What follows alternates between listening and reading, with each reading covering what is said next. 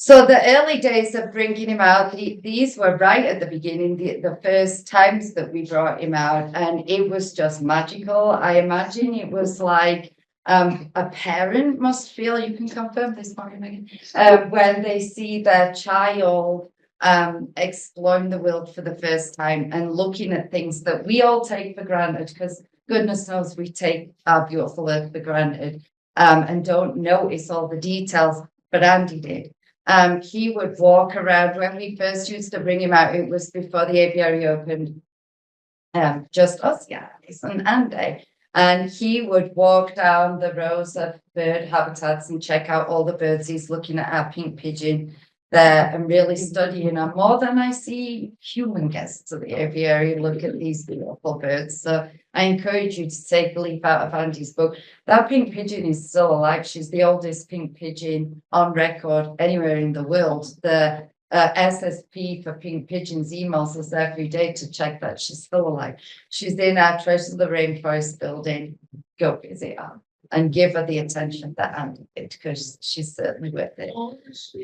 The picture at the right is Andy seeing tulips for the first. I think you took that picture. I know it's Andy seeing tulips for the first time, and I was like, oh my goodness, like he's going to destroy the flower bed. And as you've seen, if you've walked around the apiary, our horticulturists do a very good job, so we don't want to destroy their work.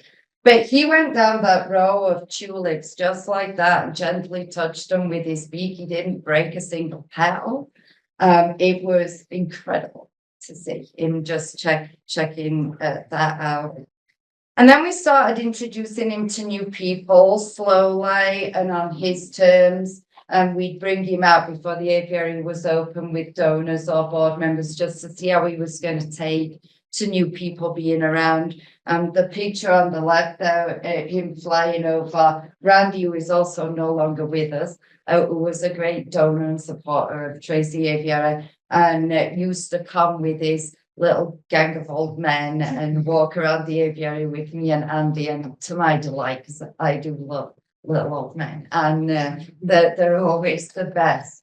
And Andy flying over his wheelchair like that, which he did multiple times, and just Randy's awe would make your heart explode. I mean, it was just something else.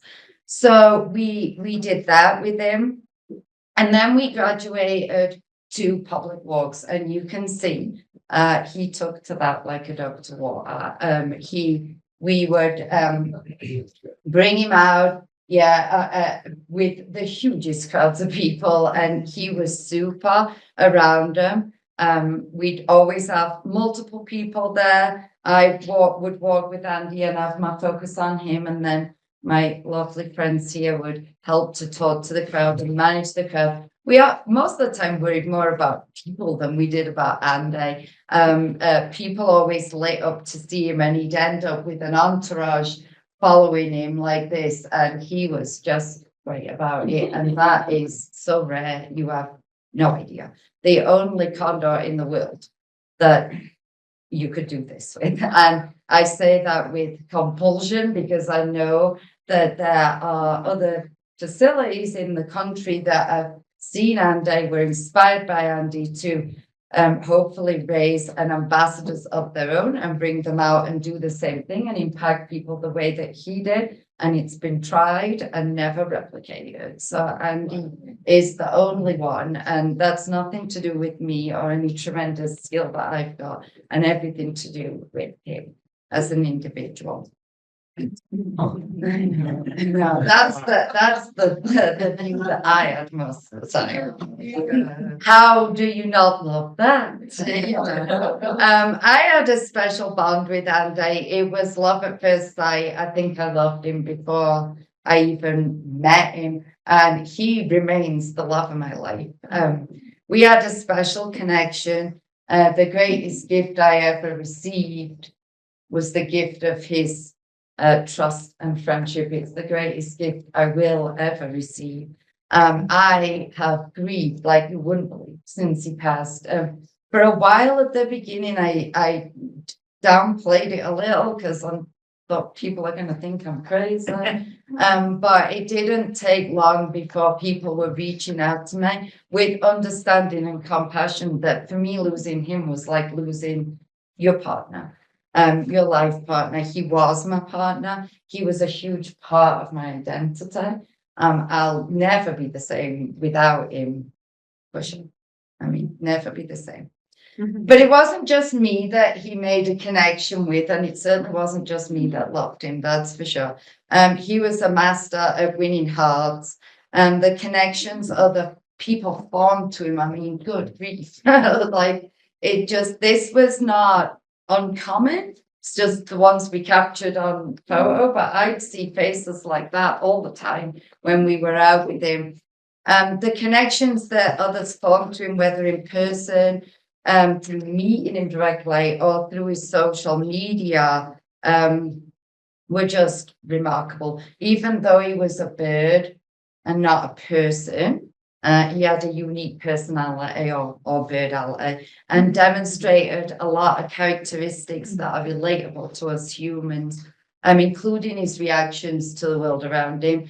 He was trusting and open-hearted, so trusting and open-hearted. We were just talking about him this morning, and every once in a while, we in Bird Show, we manage loosely our birds.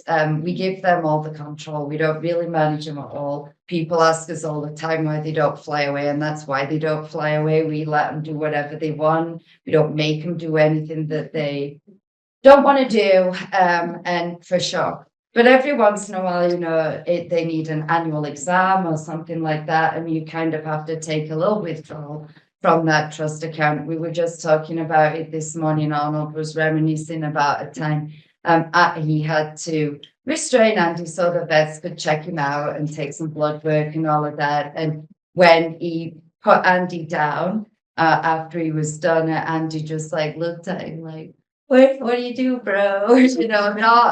Not a bone in his body that would think about harming, one of the people that took care of him. That's huge. It's so huge. It's beyond. And I think that's what kids related to with him, that open-hearted and trustingness. Kids are pretty open-hearted and trusting. And he was playful and silly as compelling as he looks and magnificent. He was a giant goofball. And I think all the kids related to that. But he was also gentle and charismatic, which adults related to. So he inspired connection to him, to his wild relatives, and ultimately to each other, which is another testament to him. His social media page in life and death is probably the only social media page that is 100% positive.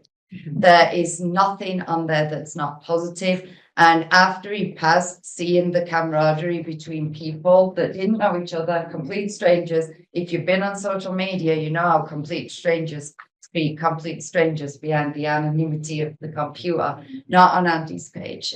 Just the love and outpouring. And that's him. That's what he inspired in people. And he continues to win hearts.